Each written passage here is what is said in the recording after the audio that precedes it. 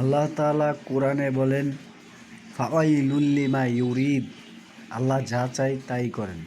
দেখেন, কিছুদিন যাবৎ আগে আমরা নিউজের টাইমলাইনে দেখতাম লেখা থাকতো, বিএনপি জামাত কোনো মিটিং মিছিল করতে পারবে না, যদি করে তাহলে পুলিশ তাদেরকে আটক করবে। আল্লাহর কি কুদরত, তাই না? কিছুদিন হয়েছে, এখন আবার সেই নিউজগুলো টাইমলাইনে দেখি আওয়ামী লীগ কোনো মিটিং মিছিল করতে পারবে না। এতে আমাদের শিক্ষা কি জানেন? এটাই, অহংকারী জালেম কখনোই আশ্রয় পাবে না। হয়তো আল্লাহ কিছুদিনের জন্য ছাড় দেয় বা ছেড়ে দেন না। জালেম অন্যায়কারীদের পথ অবলম্বন করবেন না প্লিজ।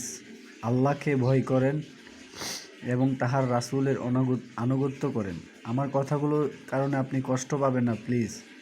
আমি আপনার ভাই, আমি আপনার দিনী ভাই, এই জন্যই আমি আপনাকে এই কথাগুলো বলতেছি।